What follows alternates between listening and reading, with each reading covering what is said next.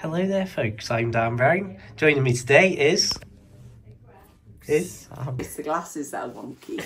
Very good. Right then.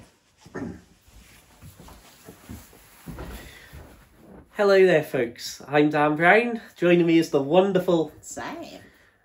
No. No, Sorry. I didn't think you'd like that, but I'm going to leave that in now. So, that's the wonderful Sam, as she normally says her name.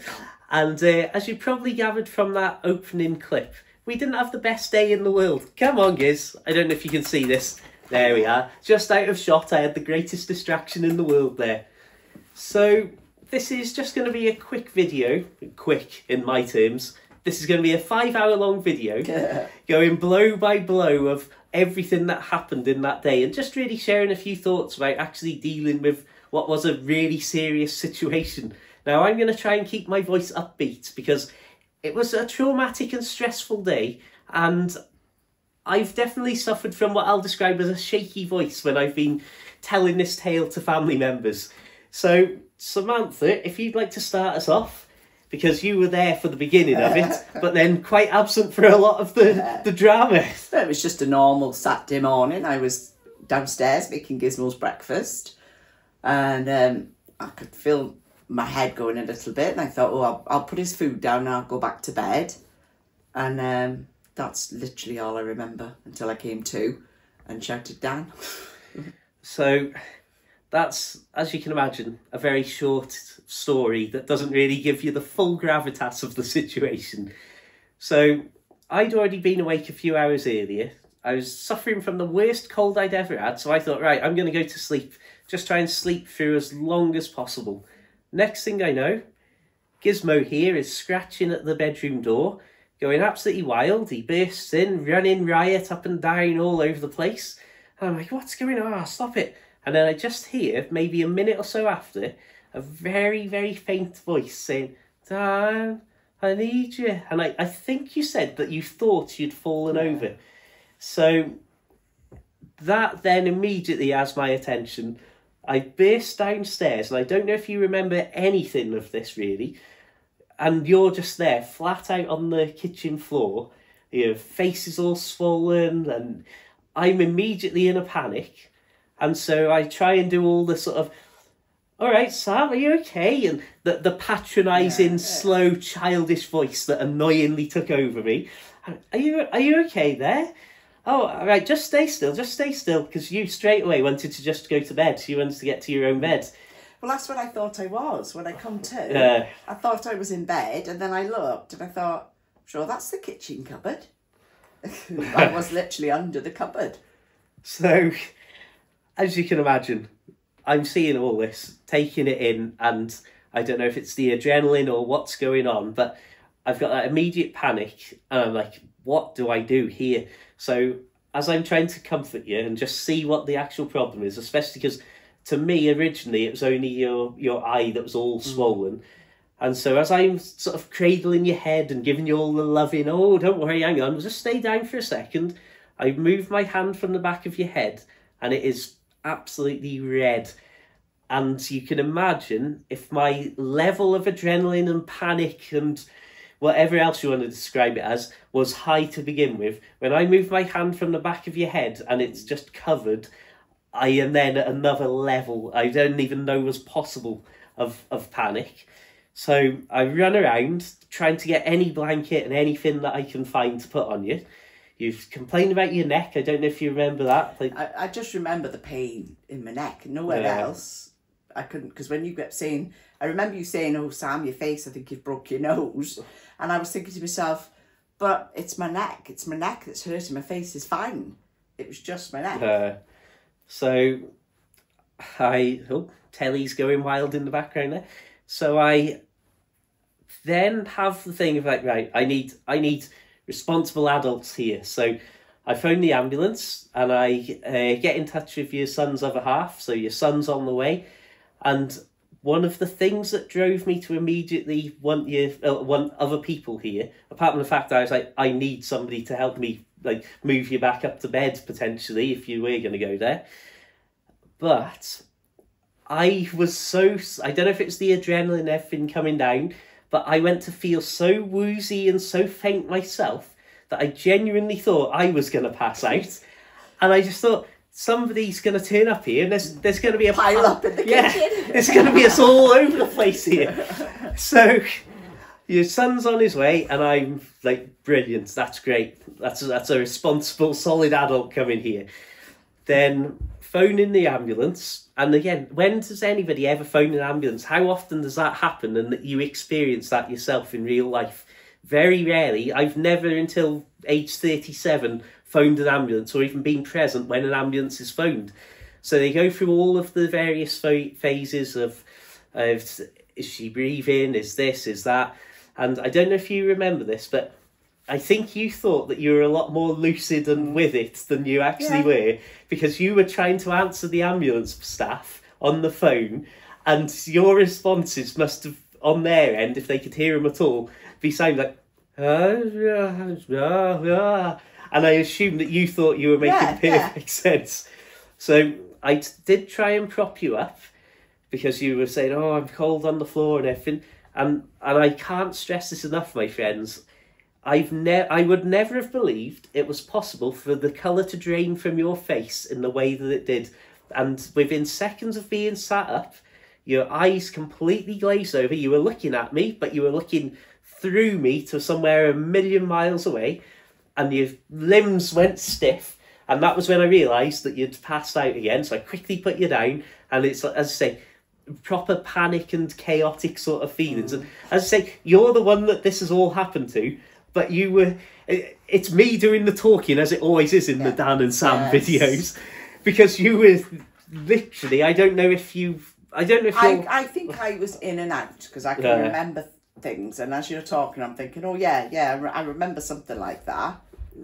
But yeah. So when your son arrives, then I've at least got that sense of relief of like, great, somebody else is here, because I didn't want to leave your side. I remember you disappearing, and then he was talking to me and making jokes and things, trying to keep it light. Because I just didn't want you to not have somebody constantly keeping you, like, trying to talk and respond and say stuff. And Gizmo, come up here. Come on. All right. It's all right. There's a very cute distraction here. So in the end, we decided to cancel the ambulance because, and again, not to get political or anything, if you're in the UK, you know we'd be waiting a very long time. And after maybe 2 hours... 2 hours, I think it was, and I was just so cold, and even my hips were hurting, both hips, from lying on a cold floor. I said, I can't do this anymore. Grab my head, you hold the weight in my head. And I said to my son, you grab my arms, let me see if I can sit up. And I was like, yeah, I'm up. Cancel the ambulance, we'll go in the car. So it was amazing how much the colour had come back to your face in that period. And obviously that initial shock that you must have been in from hitting your head all over the place and that must have worn off. And then of course you just felt incredibly sore. So tired. Yeah, so we go off to the hospital, to A&E. And again, if you're from the UK, you'll probably know what I'm about to say next. We were then in A&E, and you were going in and out for various scans and tests and whatever. Blood pressure. Over the course of, would you say we were there from... I was there 11 hours. Yeah, so about an 11-hour period. So slow process, but again, can't fault a single person that we come in contact with.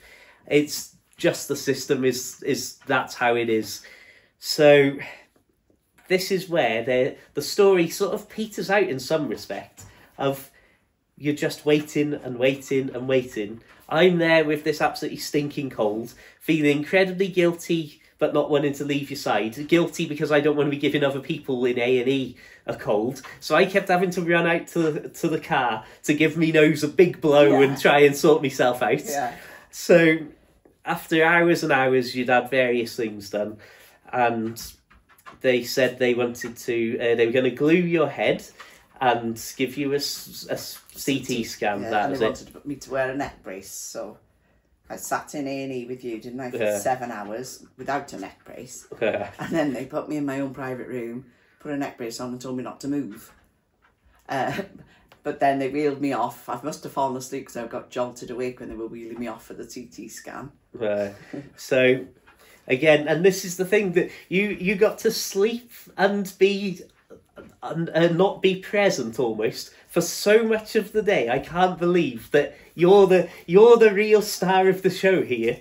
But yeah, so as I recall it, and just the thing I want to clarify there, when she says got put in her own private room, that was a room of her own, not a private room. No, I'm not spending that sort of money. No.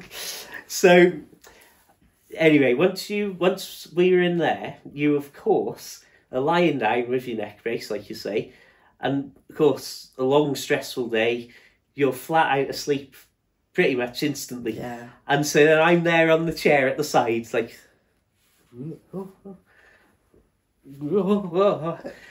and your lad had come and collected him because we were obviously away for so long, and you were going to sleep at their house, but you were concerned, and he was, as it turned out, he decided to use their house very much as a toilet for everything he could possibly come up with. Which he never does in our house, but I think he was, I don't know, stressed, I don't know.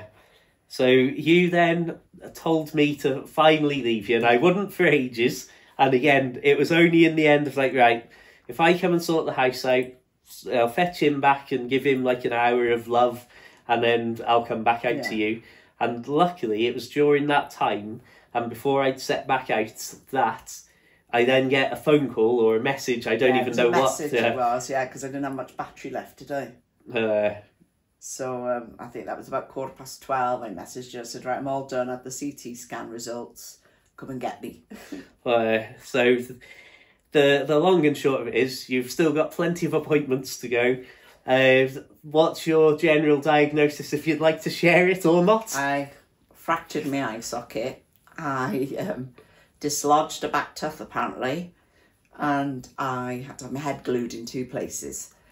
Don't ask me. I don't know how I've managed to cut it in 2 places, but I did. And as I keep saying to people, I don't do things by halves. Managed to not break my glasses, although I do need to go back to an optician's to get them straightened because they are a bit bodged up. But I'm going through the autumn colour phase now.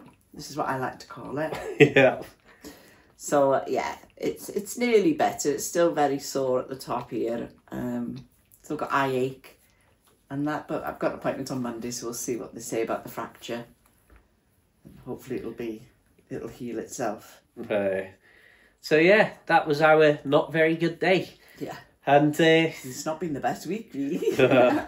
It's just, what can you say? From what started as a relatively, literally a normal day, and something, just a side note here, how lucky that I was here, either in the house, because if I'd have been out walking and come back, I wouldn't have physically been able to get in through the back door, because you always go through the back, don't you? And more significantly, that I was even out at your house here, physically in the area. I could have been on my own. When I'm, some of you may know, I'm all over the place, and normally live on a boat and all the rest of it. So over the summer especially, I was out goodness knows how long and stopping all over the place at my friends and family's houses, and you just think, how long would it have been? Just lucky, isn't it? Before very lucky. Somebody would have found you, or if you'd have over a few hours recovered, you still, when me and your lads helped you through to sit in here, were in no fit state to be trying to drag yourself around and pick yourself up off the floor.